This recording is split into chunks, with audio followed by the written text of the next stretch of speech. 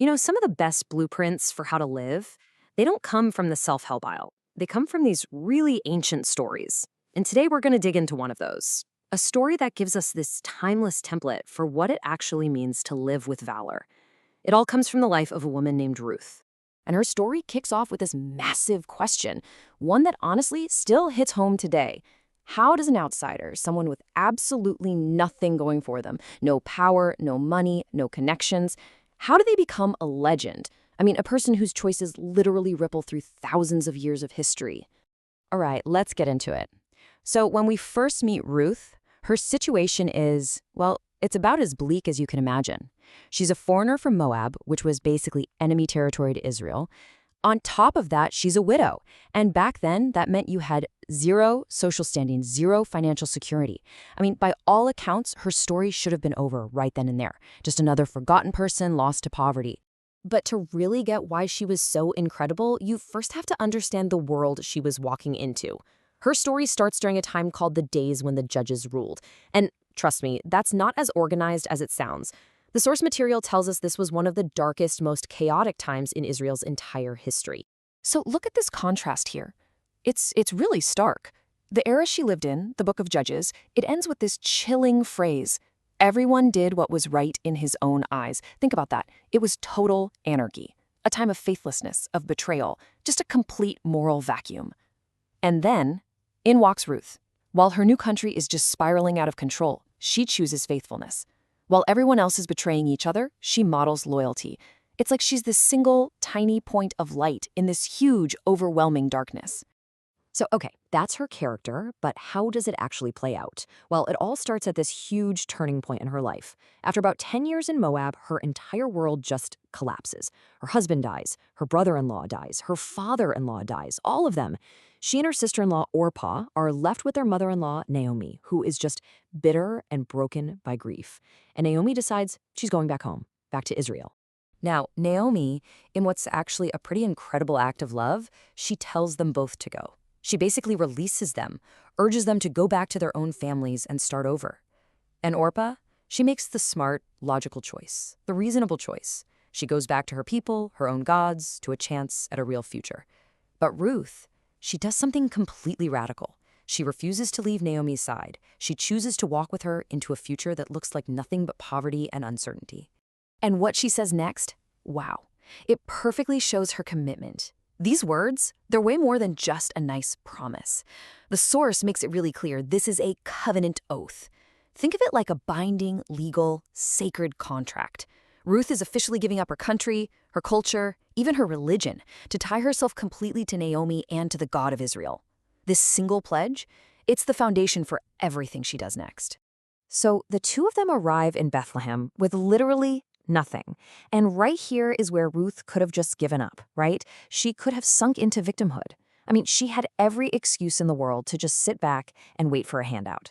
But that is not what she does. Not at all. She immediately flips the script from a position of loss to one of action. Yeah, there's this quote from the source material that just nails it. It says, "She was not waiting for her ship to come in. She was at the dock building it." I love that. Instead of waiting for someone to rescue her, she takes control. She sees the problem, right? We have no food. And she immediately comes up with a solution. I'll go out and glean grain from the fields. This was basically a part of Israelite law that allowed the poor to collect the leftovers after the harvest. But here's the thing. Her initiative wasn't just some random burst of energy. It was strategic.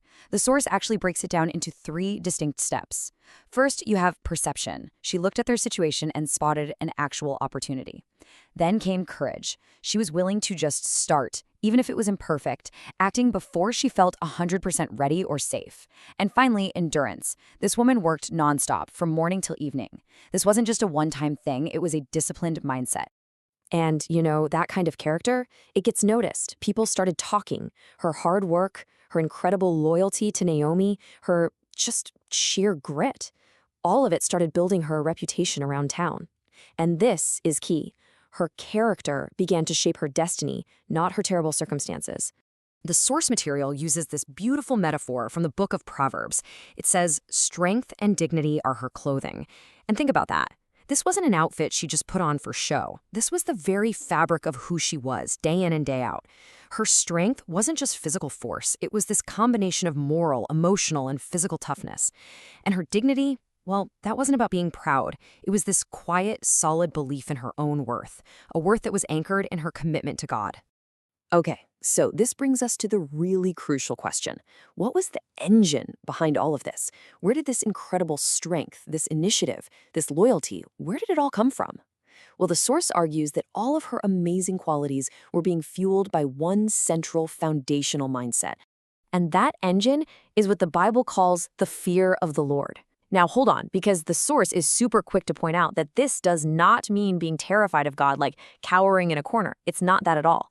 It's more like a reverent awe, a deep understanding of reality that puts your life in the right order because of this one simple, settled conviction. God is God, and I am not. And honestly, this is the real game changer. That one belief changes everything. It purifies every other virtue she has. So her strength isn't about promoting herself, it becomes stewardship, a way to protect other people. Her hard work isn't some hustle to prove she's good enough, it becomes an act of worship.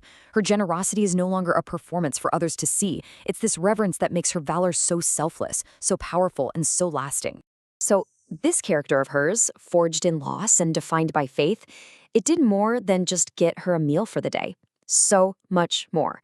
It set off this incredible chain reaction. A chain of events that would literally echo for generations and create a legacy that is just unbelievable. I mean, her story ends with one of the most amazing turnarounds you can even imagine.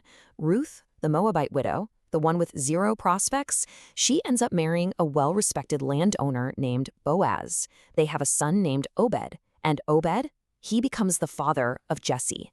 And Jesse becomes the father of David, as in King David, Israel's greatest king. And it doesn't even stop there. Her name is forever written into the lineage of the Messiah. Just think about that.